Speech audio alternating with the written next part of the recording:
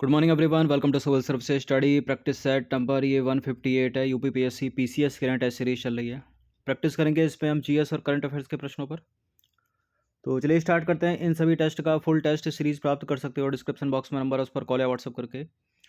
और आप इस चैनल को सब्सक्राइब कर सकते हो सिविल सर्विसेज स्टडी को, ठीक है। तो चलिए स्टार्ट करते हैं। क्वेश्चन नंबर 1 है। बाकी प्लेलिस्ट इस टेस्ट सीरीज की बना रखी है, वहाँ पर आप टेस्ट नंबर 1 से लेकर 158 ये जो टेस्ट है और आगे जो भी नया टेस्ट आएगा वहाँ तक पहुँच सकते हैं। तो पहला प्रश्न है इकोनॉमिक्स का। निम्नलिखित में से कौन सा उपाय चालू खाता घाटे को कम करने में हेल्प कर सकता है? जो चालू खाता घाटा है उसको कम करने में क्या मदद कर सकता है इनमें से? आपूर्ति श्रृंखला में बाधाओं को दूर करना, विनिमय दर का मूल्य ह्रास और हॉकिंस मौद्रिक नीति। नीचे दिए गए कूट का प्रयोग करके सही उत्तर का चुनाव कीजिए। स्टेट पीसीएस और यूपीएससी दोनों के लिए इंपॉर्टेंट है सवाल। चालू खाते घाटे को कम करने में कौन मदद कर सकता है? देखिए, आपूर्ति श्रृंखला में बाधाओं को दूर करें है ये। विनिमय दर का मूल्य ह्रास ये भी है। हॉकिंस मौद्रिक नीति नहीं है। तो थर्ड को एलिमिनेट करके इसका आंसर हो जाएगा केवल 1 और 2। देखिए, आपूर्ति श्रृंखला में बाधाओं को दूर करने से व्यापार बाधाओं को कम किया जा सकता है। इस प्रकार निर्यात यानी एक्सपोर्ट में वृद्धि हो सकती है और इस प्रकार चालू खाता घाटा यानी सीएडी कम हो जाता है। तो पहला वाला करेक्ट हो गया। मुद्रा के मूल्यह्रास से भारत की निर्यात प्रतिस्पर्धात्मकता को बढ़ाने में मदद मिलेगी। इस प्रकार चालू खाता घाटा कम हो जाता है। तो दूसरा वाला भी करेक्ट हो गया। देखिए, जो हॉकिंस मौद्रिक नीति है, हॉकिंस मौद्रिक नीति घरेलू ब्याज दर में वृद्धि करेगी, इसलिए निजी निवेश को कम करेगी, जो नए उद्योगों और उत्पादों के निर्माण के लिए महत्वपूर्ण है, जिन्हें विदेशी भंडार अर्जित करने के लिए निर्यात किया जा सकता है। इस प्रकार सीएडी को कम नहीं किया जा सकता, यानी चालू खाता घाटा को कम नहीं किया जा सकता। तो तीसरा वाला स्टेटमेंट जो है वो हो गया गलत। क्वेश्चन नंबर 2 पर आ जाइए। निम्नलिखित कथनों पर विचार करेंगे। 2 स्टेटमेंट है और सवाल इंपॉर्टेंट है। ये किसी भी तरह से पूछा जा सकता है, मैंने तो स्टेटमेंट बनाकर पूछा है। देखिए, भारत बिल भुगतान प्रणाली जो है भारतीय स्टेट बैंक यानी एसबीआई की संकल्पना प्रणाली है और यह नीति आयोग द्वारा संचालित है। कौन सा सही है? भारत बिल भुगतान प्रणाली आरबीआई भारतीय रिजर्व बैंक की संकल्पना है, स्टेट बैंक की नहीं है। गलत है पहला स्टेटमेंट। और नीति आयोग क्या करेगा इसमें? एनपीसीआई, ठीक है, भारतीय राष्ट्रीय भुगतान निगम द्वारा संचालित है।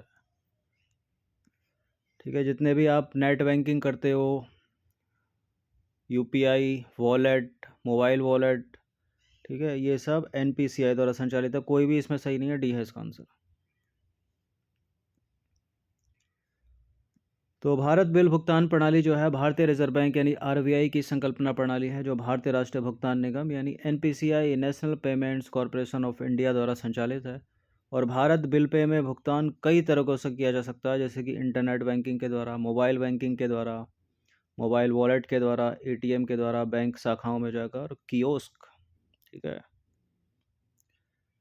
इसमें क्या क्या कर सकते हो? बिजली का भुगतान कर दिया, दूरसंचार, डीटीएच, गैस, पानी के बिल आदि जैसे बिल संग्रह श्रेणियाँ, और बीमा प्रीमियम यानी स्कूल भुगतान, स्थानीय कर, हाउसिंग सोसाइटी भुगतान आदि जैसे भुगतान जो है एक सिंगल विंडो पर जो है आकर किए जा सकते हैं। ये नंबर इस पर कॉल या व्हाट्सअप करके आप पेड सीरीज से जुड़ सकते हैं सिविल सर्विसेज स्टडी की। सिविल सर्विसेज स्टडी चैनल को, यूट्यूब चैनल को सब्सक्राइब कर लीजिएगा। क्वेश्चन नंबर 3 पर आ जाइए। यह है ग्लोबल जेंडर गैप इंडेक्स के संबंध में प्रश्न और 3 स्टेटमेंट यहाँ बने हैं। कौन सा सही होगा इसमें? देखिए, ग्लोबल जेंडर गैप इंडेक्स जो है वो विश्व आर्थिक मंच के द्वारा प्रकाशित किया जाता है और यह 4 प्रमुख आयामों या उप सूचकांकों में लैंगिक समानता को बेंचमार्क करता है, जैसे कि आर्थिक भागीदारी और अवसर, शैक्षिक प्राप्ति, स्वास्थ्य और उत्तरजीविता और राजनीतिक सशक्तिकरण। 4 हो गए, 1, 2, 3 और 4। और ग्लोबल जेंडर गैप इंडेक्स 2022 में भारत कुल 146 देशों में 135वें स्थान पर है। ये चीज़ इंपॉर्टेंट है तीसरी, ठीक है। इस लाइन से अलग से ही प्रश्न बन सकता है और इससे भी अलग से बन सकता है। थोड़ा टफ करेगा तो स्टेटमेंट बना देगा, जैसे यहाँ बना दिए। तो पहला करेक्ट है यहाँ और तीसरा करेक्ट है और दूसरा वाला भी करेक्ट है, 4 आयामी है। तो उपरोक्त सभी यानी 1 2 3 वाला ऑप्शन देखिए, डी है इसका आंसर। देखिए, ग्लोबल जेंडर गैप रिपोर्ट लैंगिक समानता को मापने के लिए बनाया गया एक सूचकांक है जिसे विश्व आर्थिक मंच यानी वर्ल्ड इकोनॉमिक फोरम द्वारा प्रकाशित किया था। करेक्ट है पहला।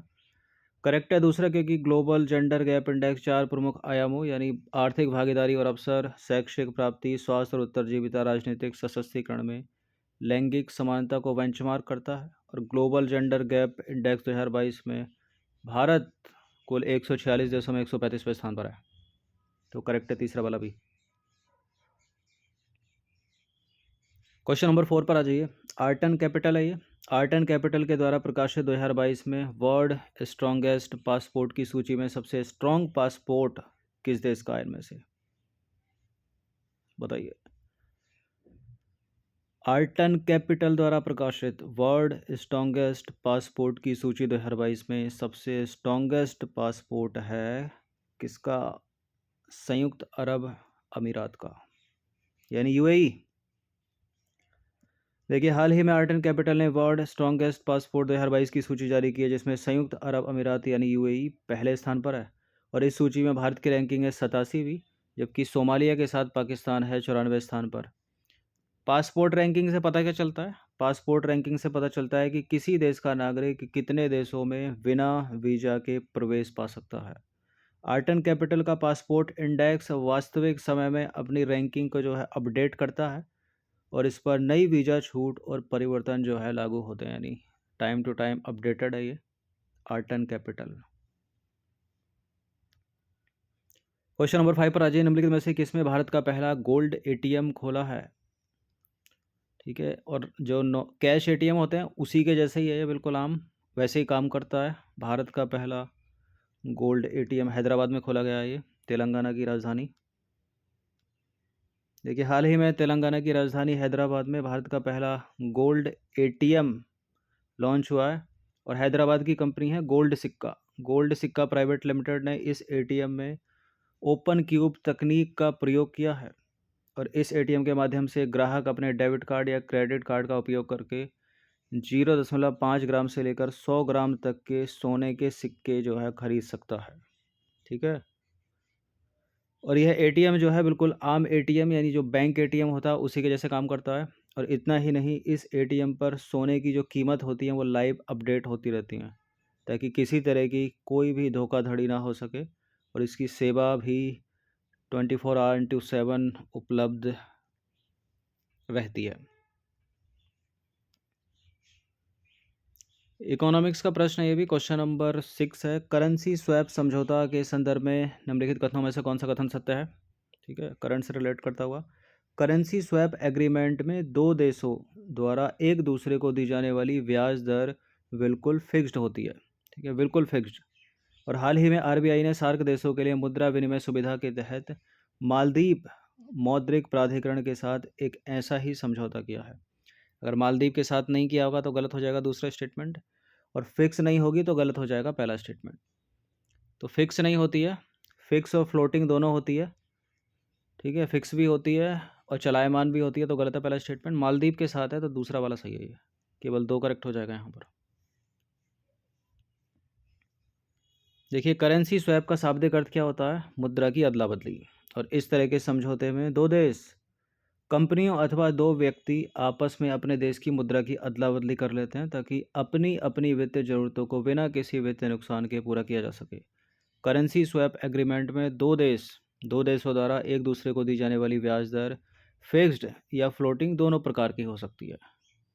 ठीक है, फिक्स हो सकती है, चलायमान हो सकती है, इसलिए गलत है पहला स्टेटमेंट।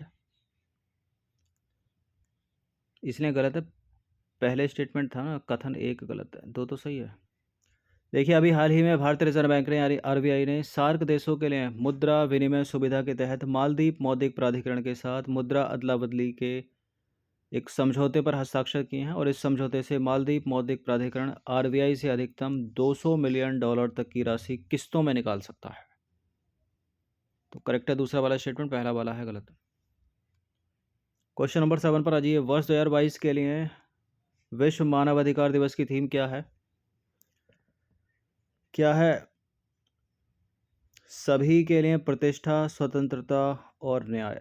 ऑप्शन नंबर बी है इसका आंसर। देखिए, हर साल 10 दिसंबर को जो है विश्व मानव अधिकार दिवस मनाया जाता है, यानी वर्ल्ड ह्यूमन राइट्स डे मनाया जाता है। और वर्ष 1948 में पहली बार संयुक्त राष्ट्र ने मानव अधिकार दिवस मनाने की घोषणा की थी, लेकिन आधिकारिक यानी ऑफिशियली इसकी घोषणा 10 दिसंबर 1950 को की गई।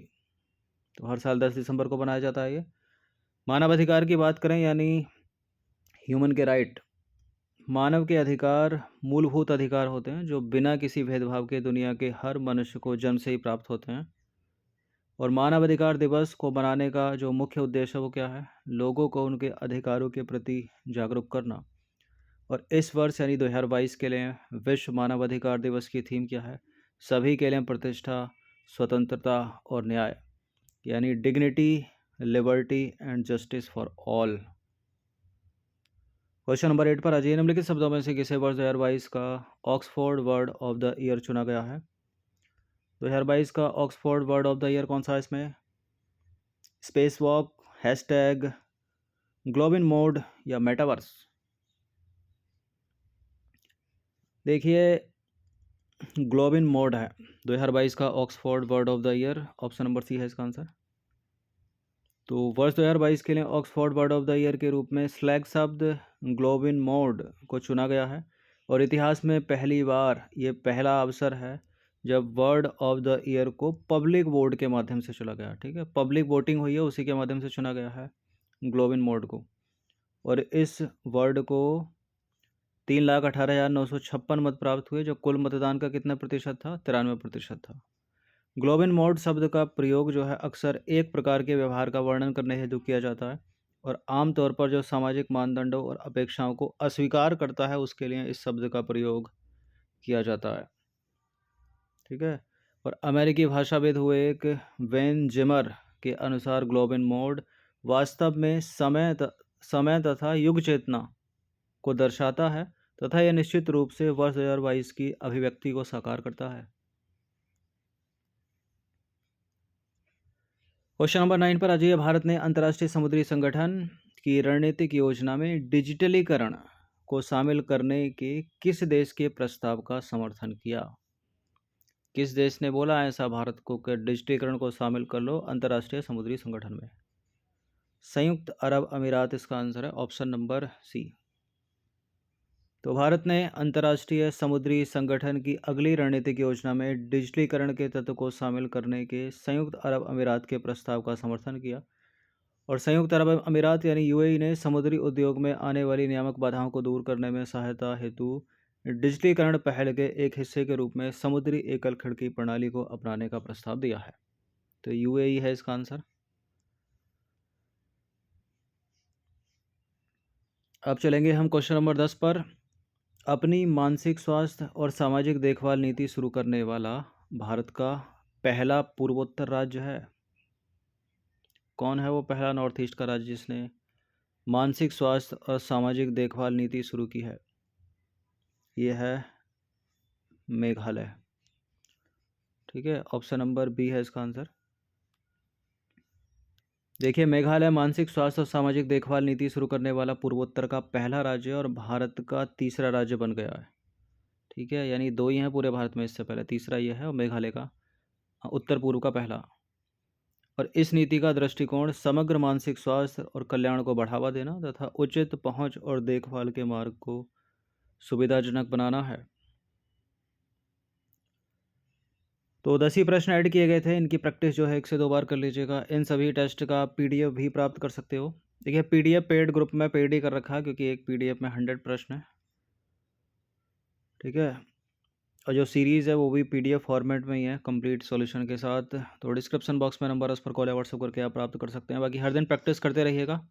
ठीक है, जो शुरुआती टेस्ट हैं, टेस्ट नंबर 1 से लेकर 20 तक, फिर 20 से 40, इस तरह से प्लेलिस्ट बना रखी है ताकि पुराना भी तो रिवीजन रहे, वरना पहला भूलते रहोगे और दूसरा जो है वो याद रहेगा।